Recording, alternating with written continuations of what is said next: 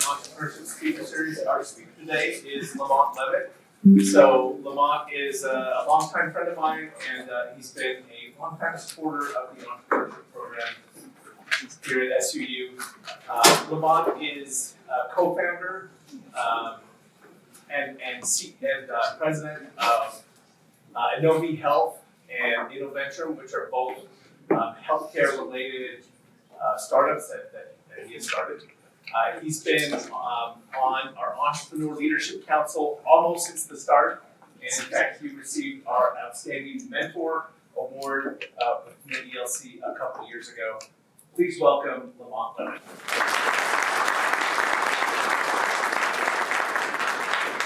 All right, this will be fun. I'm going to go really fast because I wanted to just brain dump a whole bunch of material on you. I'll talk about some interesting things along the way. But first of all, how I got to where I'm at, this is where I spend my time. We privately held Innovi Health Systems. Those are all our websites up there. Most people know us for findacode.com, HCC Coder, and MetaBrief, medical abbreviations. Anyway, the people that use our products, our customers, are coders, billers, auditors, doctors, insurance companies, lawyers, all that kind of stuff. Anything having to do with coding and billing. That's the world I live in. And we keep listening to what they need done, and we help them out. So that we build SaaS tools to do that kind of work. Anyway, fun life. I've been living that for a good 16 plus years now. Before that, I was a Novellite doing Novell networking for 18 years. And before that, I was a programmer. So anyway, that's my whole business life. Okay, how many Hershey bars could you buy 100 years ago for $1? Any ideas? Give me a number. 10, 6, more than that? Any more? Higher? 50. Yeah, I think it's about 30 is what they said. So okay, so what's the value of the dollar done? Okay, be thinking about that. Where are you gonna park your money? Okay, there'll be a lot of concepts gonna throw out to you guys. Stockholm Syndrome. Who's heard of that? Okay, who can tell me what that is or has an idea? Okay, all right. It has to do with, it came from Stockholm, Sweden, where, hostages develop an emotional connection to their people that are taking care of them. Something to think about. In a sense, are we accepting and captivated by the financial system? Do we accept, everyone's trying to look out for me, I'm going to go get a job and it's going to be wonderful and everything's going to be okay. As an employee, you can become captivated in that kind of situation. So I'm trying to get you out of that mindset of this is an entrepreneurial class, right?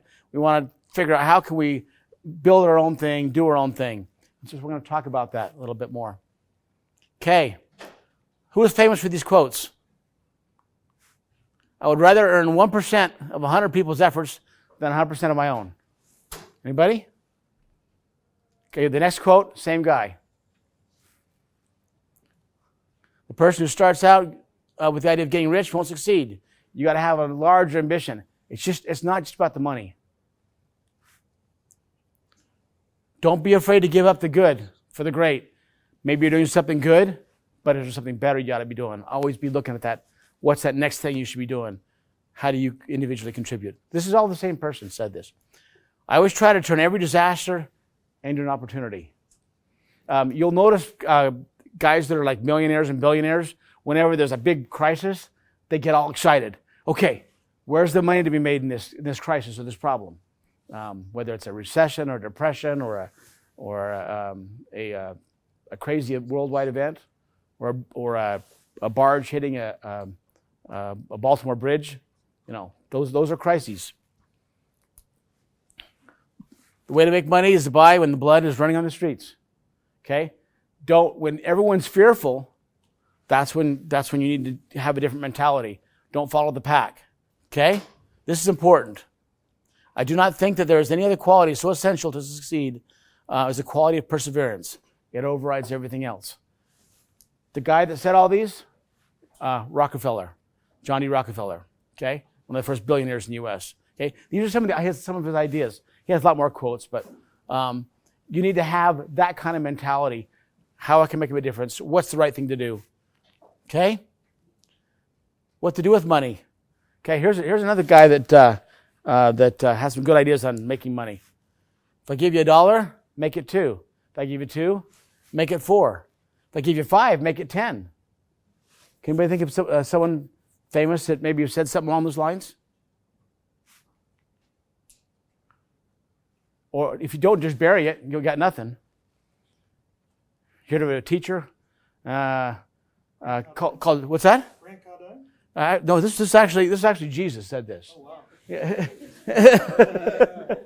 Okay, so that's why I always tell myself when I'm in business, New Testament tells me Jesus teaches me I got to double my money. Okay, what am I doing?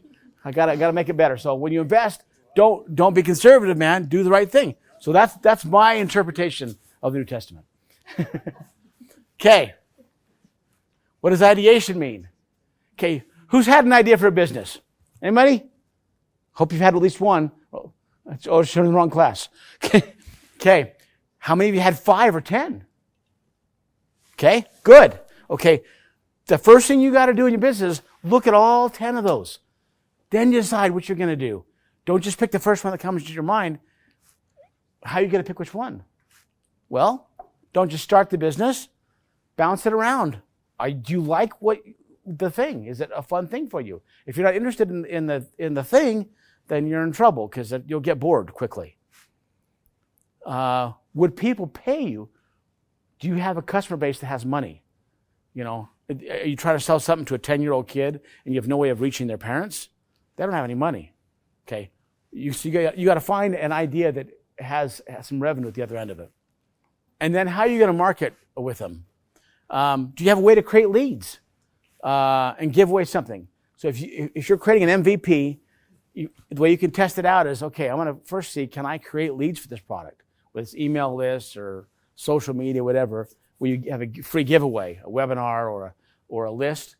And if no one will accept something free from you, then you're probably going down the wrong path. Okay. All right. So let's just say we have the idea. We got it nailed down. Now we're going to have the thing I've noticed when I've worked with students, they don't really have a checklist in their mind. Okay, what's next? What's next? This will give you a good checklist of things you should do next. And don't forget, you're going to have this at the end, so you don't have to knock yourself out. I'm really fast with this. Okay, find a problem that's interesting and you're passionate about. Who's willing to pay? Find someone willing to pay for the problem. The Small Business Association has some good tips. Also, out of the federal government, they've got some sites. Here's some links to these. This is one, we built this a while back at an Eventrum. We needed a brainstorming tool to come up with a website name. We found that back years ago, if you go to some domains, I won't say who they are, if you start typing in names interesting to you, they'll go buy those, and then you try to go buy them, and they go, now you got to pay $500 for the idea you just had. So this is a way to not be caught up in that cycle when you're picking a domain name. It's good to start, if you got a new idea, I would recommend starting with a single member LLC. Partnerships can work, and they're good when you're building a big team. But if you're trying to get some things off the ground, keep it simple, I would say, especially with your first one or two. And the nice thing about single member LLCs, you can put them on your tax return. You don't have a separate tax return to fill out. Makes it real nice. Get your phone set up. Once you got your phone set up, however you set that up, go get your tax ID from the government. We got that one already. Decide where you're going to build a website. Here's a link to a bunch of other top 10 out there. There's a lot of top 10 website builder places out there. You guys probably have opinions from your friends. I would recommend even picking one where if you've got a good friend or a buddy that maybe uses one that they like, go ahead and pick that one because they're all kind of the same. But it's nice to have different mentors along your way of people that you trust and you can confide in. Set up some business insurance. That's important. You probably need errors in business insurance if you're providing content. And also make a memorable logo. If you haven't had a chance to play with AI yet, there's a good fun first dabble at it. They can really help you get some quick graphic ideas to get your logo put together. Then get your business cards printed up. Get your first flyers printed up and posted somewhere where you think your customers potentially would be. and figure out where to promote your business. I knew of someone that they were trying to get the business going, and they tried all this social media stuff. And he said, well, maybe I'll just try KSL and put it out there and see what happens. And he actually started getting customers reaching out to him from there. So sometimes you might not realize where your customers are, and you may have to try a couple things. But the biggest definition of insanity is doing the same thing and not changing what you're doing if you're not getting the results you want. Change things. Okay, there's a real quick list to get it off the ground, whatever you're trying to launch. Okay, what do you spend your time? Figure out how you can serve the most people with the least amount of effort. What did I just describe? Basically a tool or a SaaS. It's efficient. It's there 24/7. You just got to use a cloud to keep it up in the air, keep it up, and just get those customers piling on. There's a lot of other things too, education things you can sell. But anyway, I've had real good success with tools and SaaSes. Remember to focus on finding a way to serve people, and the money will follow. You got to insist on the money being secondary.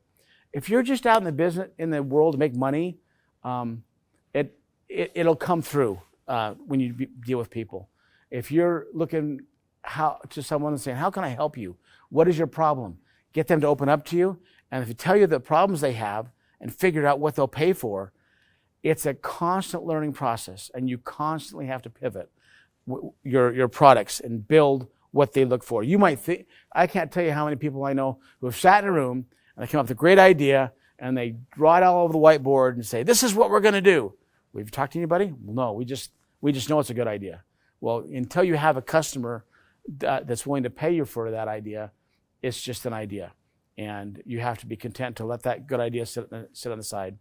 I would recommend, if you're launching something, do something that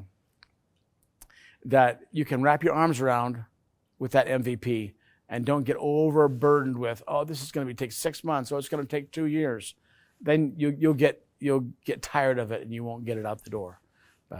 And don't worry about the fact that if you don't have something working yet, just get it off the ground. I'll give you a cool example. When we first launched Find a Code, a site that now has thousands of customers, the very first month we didn't have it done, and we said, okay, let's go ahead and market it, and we got our first 6 customers.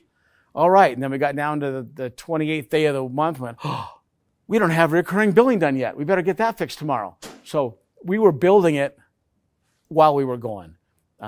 Don't be afraid. Don't be afraid to make mistakes. This isn't school where you're graded as an A, B, or C. All you're doing is you're solving the biggest problem that's in front of you next. And be okay with a little bit of chaos and things falling out of the plane a little bit while you're going, because you're going to have that chaos. That's what makes it kind of fun too, because you don't know where it's going to go.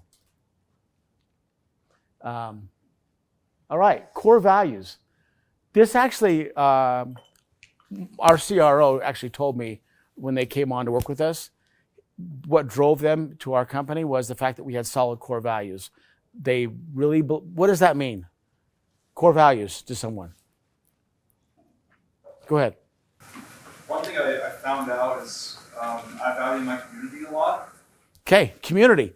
That's important to him. How about anyone else? Who has a core value? Okay, go ahead. Family. Family's important to you. Okay, good. Trustworthiness. Trustworthiness.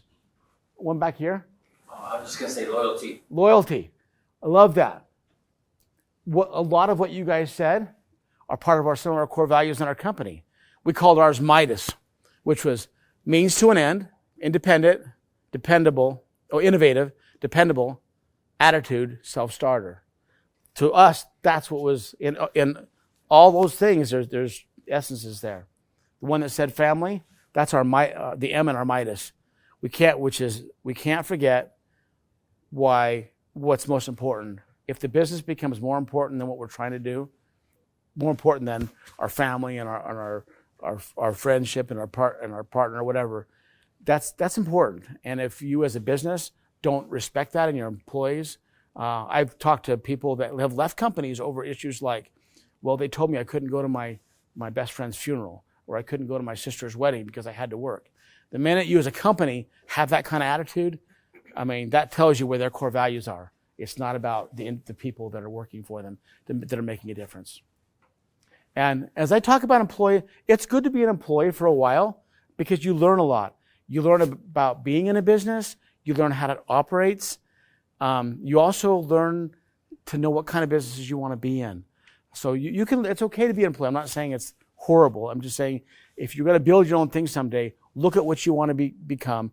Learn from that time you are an employee and leverage that time you're there to kind of figure out where you want to go. But surround yourself with partners, employees, employers that also share your similar values. Not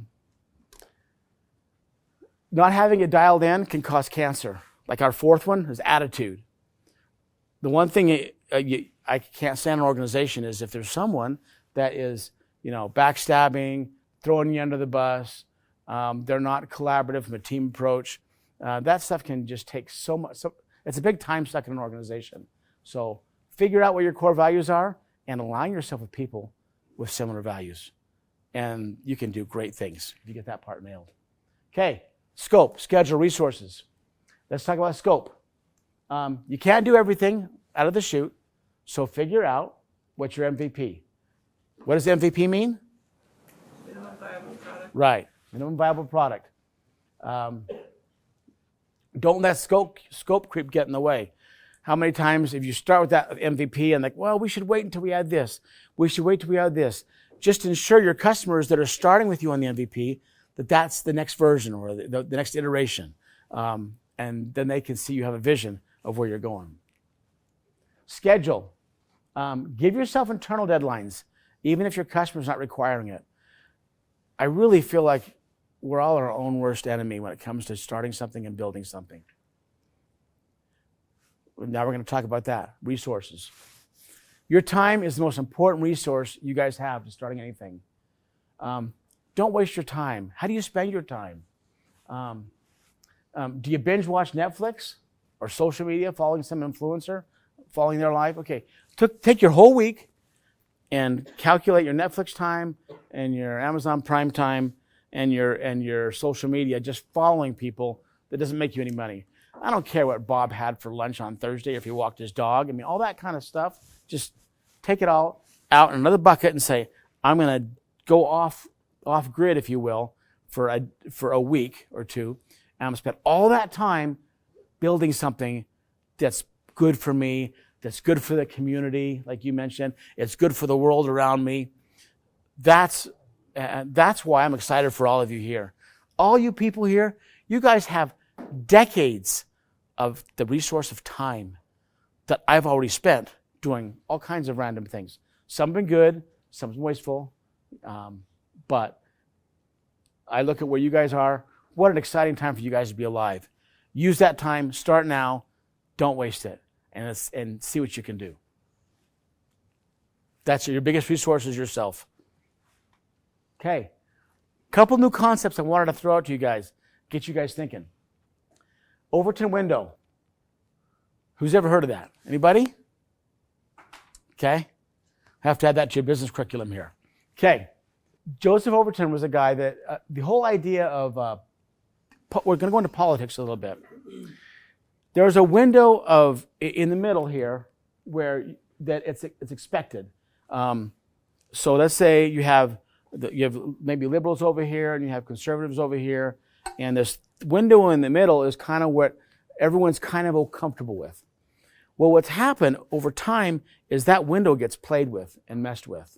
Sometimes it widens, sometimes it swings left, sometimes it swings right, but in this space, there's a place to watch for business opportunities. And that's what I wanted you to be aware of. I knew of a guy that when they had this big crisis, if you will, the whole COVID thing, okay? There was a lot of opportunity when everyone was scared and running indoors and not doing stuff. They retreated and they didn't go out and reach out. Some people just were afraid and waited until be told what to do. Others lost their jobs, went online, and went, oh my gosh, there's a whole world here that I've never realized before. Maybe I'll start my own business because I just lost my job. What I love about what happened with the COVID environment, it made everyone take a step back and think about where they're at, why they're at where they're at, and what are they going to do to make a difference. And it's changed business. My whole business was in the office. And as soon as COVID happened, we all went remote. And we had already gone to a 4-day work week. And we said, well, can we do a 4-day work week? And can we do it remotely? And we worked at it. And sure enough, we were able to. So after a year, we had the opportunity to go back in the office, check with the employees. And most of them we were getting work done. We were growing. They all wanted to stay home. And so I leased out the building to someone else that wanted to come back in the office. So we have a smaller office footprint. But there's an example of, as a business, you need to be dynamic when things happen. Can you handle a crisis like a COVID? What are you going to do when every customer you've always met has been at a convention and all the conventions are gone? How do you keep everybody employed through that process? So you're going to have these events that happen in your lives that you would have never imagined happen. But we emerged as a company stronger through that process. And we hunkered down, kept building better products, waited for the marketing to turn back on, and then doubled our marketing budget and grew solid the year after COVID. So back to Overton. So you're getting a lot of this pushing back and forth. And just be aware that window is there. And what's interesting is, as it shifts, if it can shift slowly, you kind of accept the change. It's like, oh, that's not too bad. But when things shift a whole bunch all at once really fast, where politicians get involved in trying to force the window to change instead of it happening naturally, it makes everyone kind of step back and go, what's going on? This doesn't make any sense. Okay, and that's what I see happening in the political climate now, is things are being pushed and moved that's faster than that people are starting to ask questions and wonder why things are happening the way they're happening. But be aware of the Overton window. Interesting concept. Okay, so this is what I want to talk about. Opportunities lie in policy changes. That's when the government actually makes the change, or even potential policy changes. In my business, healthcare typically moves kind of slow compared to leading, and they need to be forced by the government to make a change. So because of that, if you are a nimble company and you're quick on your feet, when the government is about to make a change or does make a change, there's opportunity to sell those changes to people that need that information in a more digestible form. So that's one of the ways we make money, is we give content to people curated in a way that they can, I don't just say, go to the government website. We say, let's mix the government website with what all the associations are saying to arrive at a conclusion in your particular locality. So that's one of the ways we make money, is leveraging the fact that the government keeps changing things. So think about areas you're interested in. In every particular area, stuff changes. With politics, energy, oil and gas, lithium. This is an interesting one. Oil and gas versus in lithium. There was money to be made in oil and gas, and there was money to be made in lithium. What's lithium used for? Anyone? The battery technology. What if you were invested in lithium 2 years ago? Would that have been a good thing? Or the mines that do lithium? Yeah. What if you would have bought oil back in the, how much was oil during COVID? Where did it drop to? How much a barrel? Anyone know? Yeah, like that was about $30 to $35 a barrel. Now it's back into 70, 80. It's going back up again. And it's bounced around since then.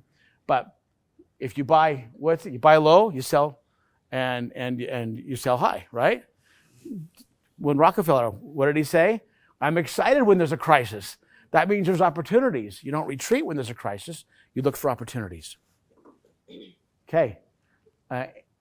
You're going to see I believe you're going to see a lot of change around energy with oil, gas, lithium, energy storage. A lot of it's driven politically. Some of it's driven by demand. A lot of it's driven by dynamics between countries, what's going on, war, drive some of these things. Very fascinating. Healthcare, we talked about that, fee for service. Technology and AI, this is a lot's happening here. On my last slide, I'll talk more about AI and some things that I see that are happening in the industry, in overall industries right now. Okay, let's talk about technology affecting business.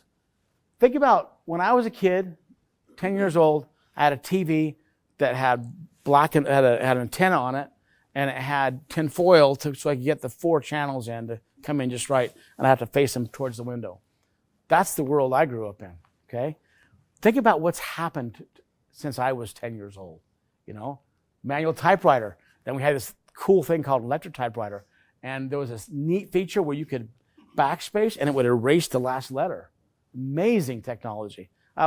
My dad had one of those. That was pretty cool. I was able to get my schoolwork done faster on that. Then mainframes, what was the attitude in corporate America at the time? When I was out in Amoco, first job out of college in the 80s, I was in the Amoco building, 33rd floor, and a lot of the people were starting to use PCs and figure out spreadsheets and solve problems without using the mainframe people. And all of the mainframe guys were like, they shouldn't be doing that. That's our job. We tell them what data they need to have. And what happened, you can see where that attitude got them, right? That was a personal computer. Then once the personal computers got nailed down, then after that was networking. How can we connect all these? And Microsoft and Novell were in the middle of that networking of the 90s. Then speed increased. Then cell phones. Think about cell phones didn't even exist when not too long ago. When you guys were born, there wasn't any cell phones. Think about how much has changed, even since all your births. The cool thing about faster networks and more power on these phones that all can be interconnected, they can all do more stuff. What if they're collaborating? There's more decentralization opportunities that can happen. Let's talk a little bit about AI. AI's been around, the whole concept of AI has been around a long time, for many, many years. If you go back, there's a whole presentation I can do another time. I can't cover all of AI in 10, 20 minutes, but let me just tell you a few key things that I see happening. AI has really been transforming a lot. We've had a lot of machine learning for years, but in the last several years, there's been a big acceleration in technology on what they can do. What's a chip vendor that uses some of the AI that's popular? Can you think of any? NVIDIA. Good example. What if you had bought NVIDIA stock 2 years ago? Would you be better off today? Yeah? A lot better off, okay? When you see technologies change and things are about to make big shifts, be aware that there's a whole infrastructure around that. When you have self-driving cars, what are the chips being used to make that happen?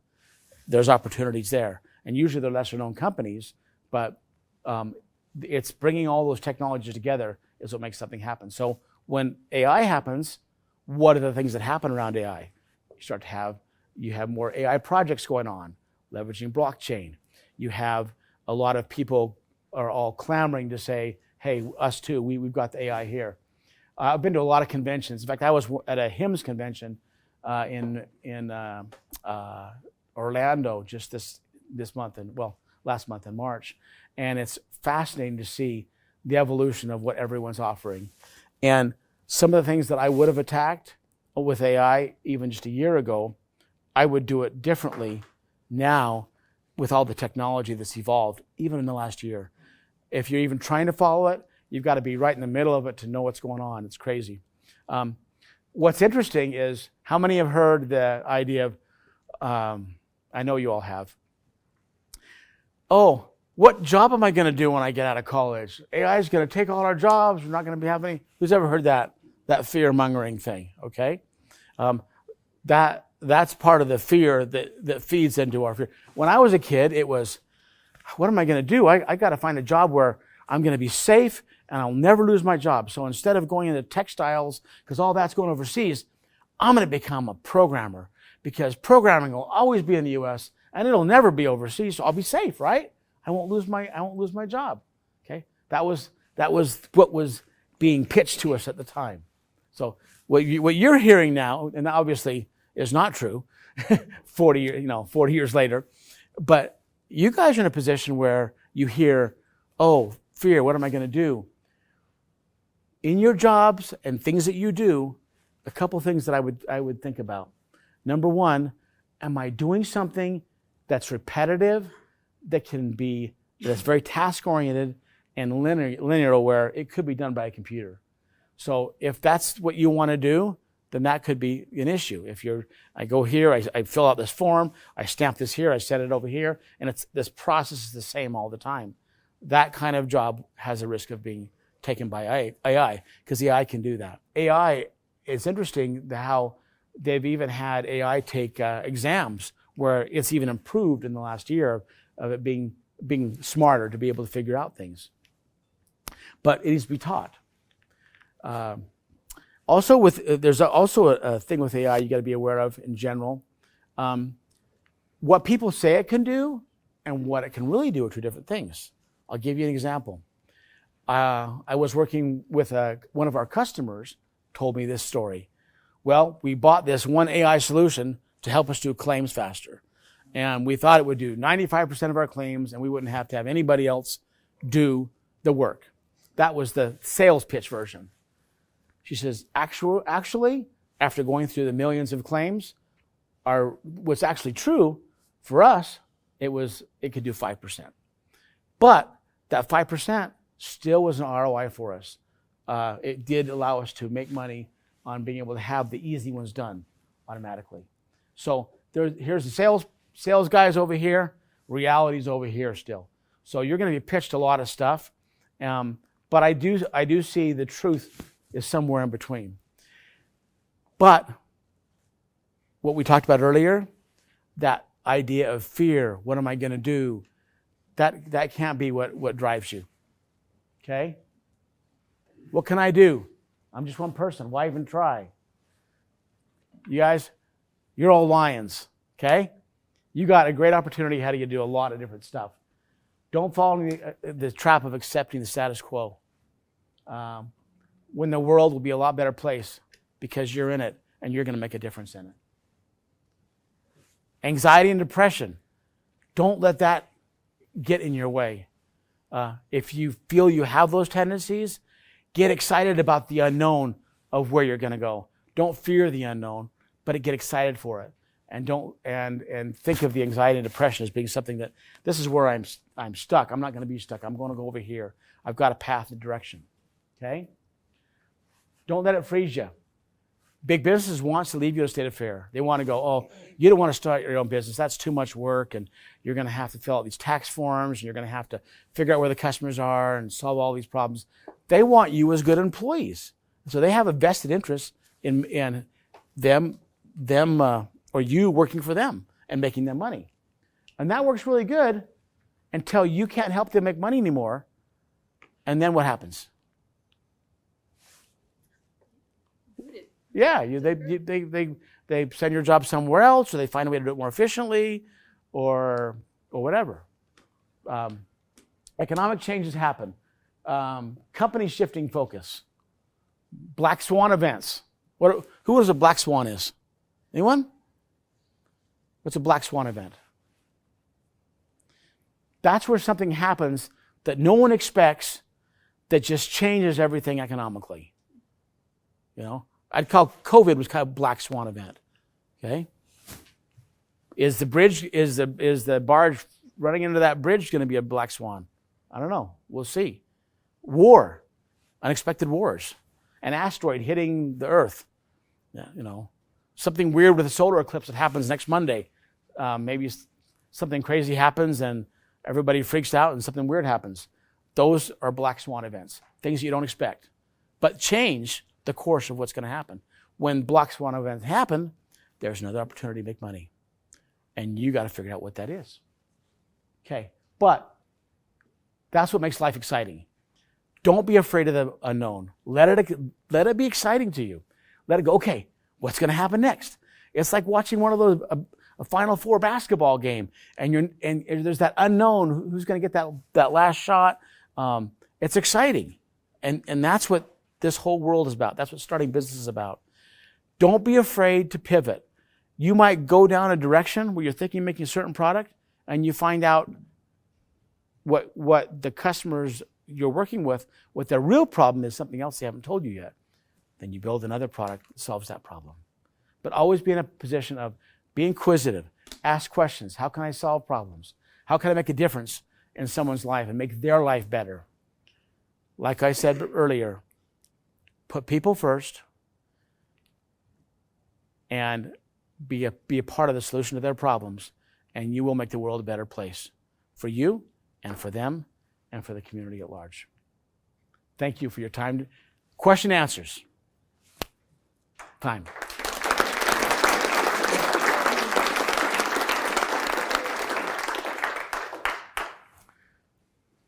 Yeah, go for it. How did you come up with the idea for it? Okay, it evolved.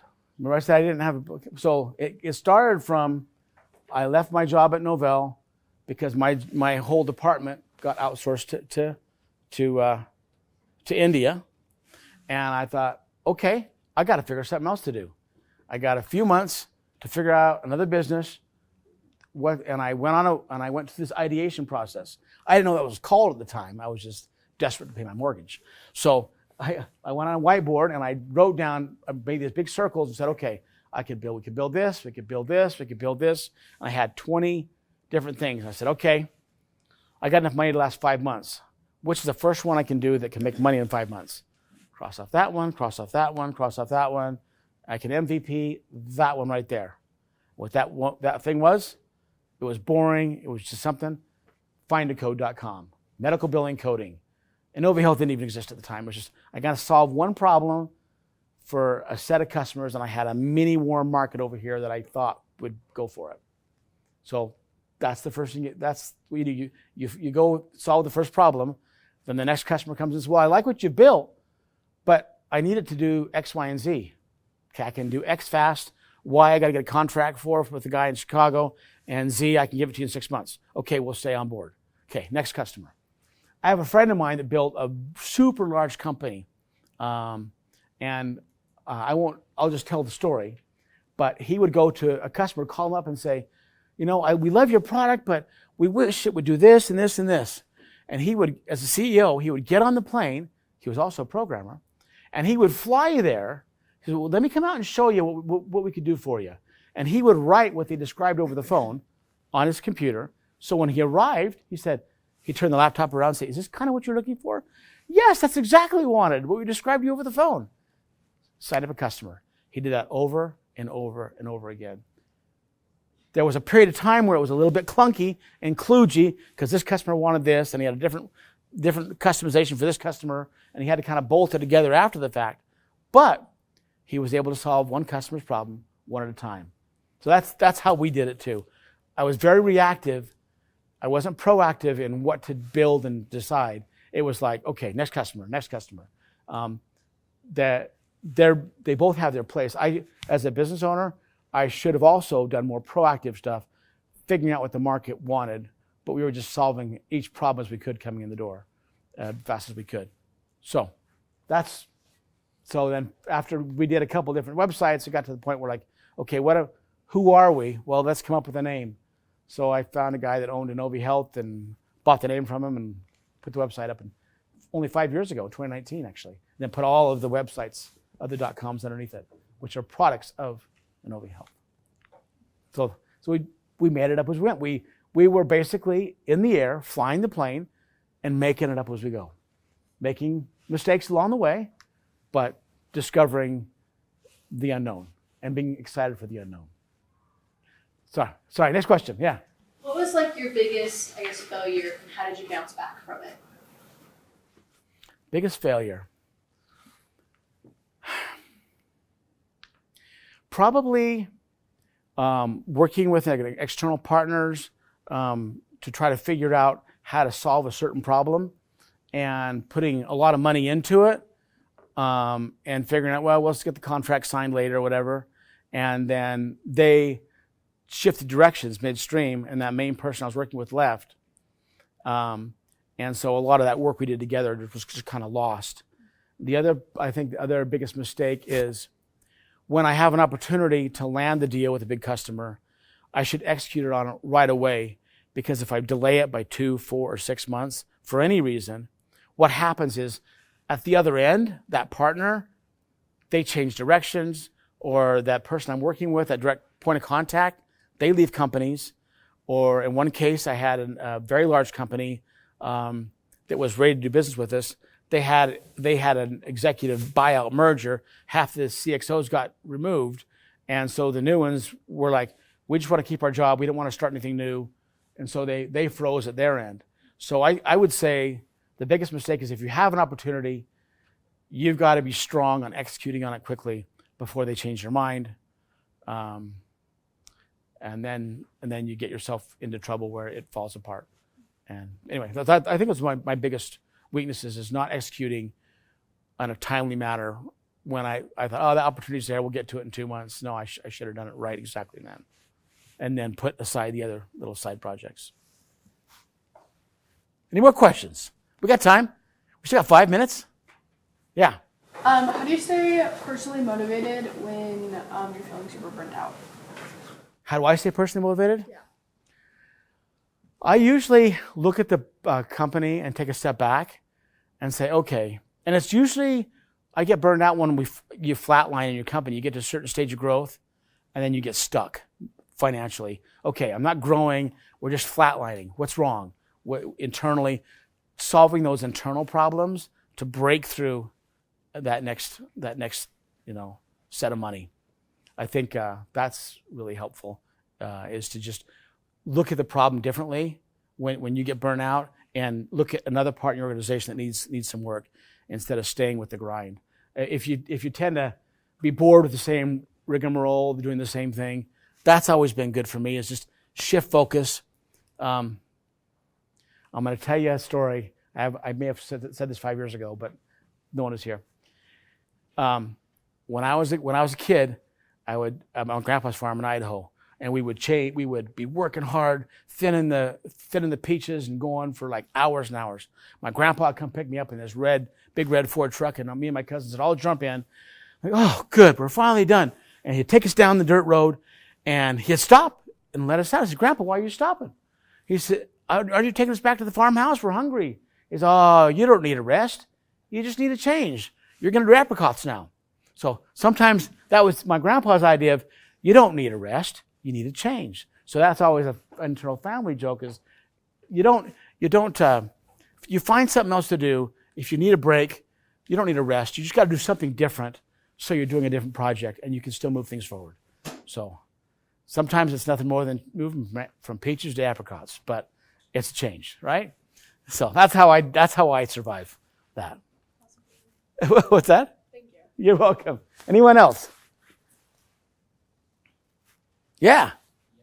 I wonder how much time during a day do you invest into your company and helping it operate and stuff like that? And also, I was wondering what kind of culture is inside of your company, and how did you create that? After being 20 years and working a job my whole life, oil company, and then a networking company, Novell, I took a step back and I made a list of what are the attributes in a company that I would want to build. And if I were an employee, which I was for the last 20 years before that, what didn't I like? How would I have been more appreciated as an employee? And I made list of those things too. And I think that's what really helped me build that company was, okay, if I'm an employee, I want to be respected for the work I'm doing. I want to be able to go to a funeral or a wedding. I want you to respect the work I do. And if you can get me to a 40 work week, then I can have every Friday off. And I thought if I do that, it'll do two things. It will create a sticky environment for my employees that are hard to replace, because they learn we have so many products. I don't want to have to retrain people. But if I can incentivize them to want to stay because they have that much time off, they come back Monday, they're rejuvenated, and they actually work harder for those 4 days because they think, I only got 4 days. So, but this didn't happen overnight, like you said. It's very gradual process. Now, as the business owner, I kind of created an incentive around it. I said to him, okay, we're at 5-day work weeks. If we can make money and still grow, and you can go to four tens, then we'll do that. We actually did it half of Friday. 4 tens, great. And then we'll do 4 nines. Am I still making money? Okay, I'll take it at 4 eights. Are we still making money? So it kind of forced the employees to not do the water cooler stuff, get the job done, and get product delivered. So that's been a several-year process in doing that, but that's how we did it. Anyway, did that answer your question? But it kind of how we did it. Yeah, we kind of made it up as we went, but I tried to imagine how I would feel if I was in the employee's shoes. What would I want out of a company? Okay. Any other questions? Are you afraid to start a business now? Okay, I have a question. Yeah, okay. So kind of bouncing off of that, in the culture of your company, you kind of talk about your core values. How do you feel like you came up with those core values, and is there any core values that you've had to shift as the culture of your company shifts, or like has outside factors shift? We spent a while, a day or two, coming up with the core values. We just locked ourselves in a room to figure it out because it was too important to not get right. And when we kind of figured out what they generally were, it was fun to be able to tie an acronym to, Midas, gold standard, That's how we came up with it. But how many companies you worked for where you can walk in and you could ask any employee, what's your core values? How many of your employees can actually say that to them? Most don't have a clue. They don't know. Our employees, if I say, they can say Midas, and they know what it means, and it means something to them too. How do you filter through the employees that come to you, potential and current ones, to see if they truly match up with valuable qualities that your company Very good question. Number one is a lot of them weed themselves out. Once you establish your core values, you'll have a couple that just go, hey, this isn't for me. I can't backstab. I can't throw people under the bus. I can't, I have to be accountable for what I do. I don't want that kind of job. And then they just kind of move on. As far as finding new ones that apply, most companies nowadays will go look on social media and say, okay, the interview went well. Let's see what kind of things they post on social media. How do they carry their lives? Or do they carry their lives in a way that are in alignment with our core values?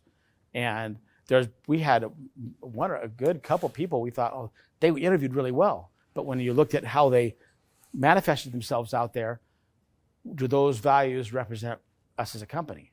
And if the answer is no, then we just move on. So it's easier to pick that off sooner. That's how we do it. But Time for one more question. one more question.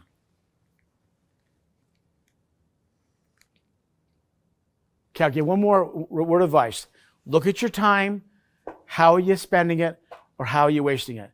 You guys have if you're wasting 10 to 20 hours a week for 40 years, from 20 to 60, think about if you took that whole block of time and built something cool, or served someone in a way that no one else is serving them. That's a legacy you can leave on this earth for you, your family, and for the world. Thank you.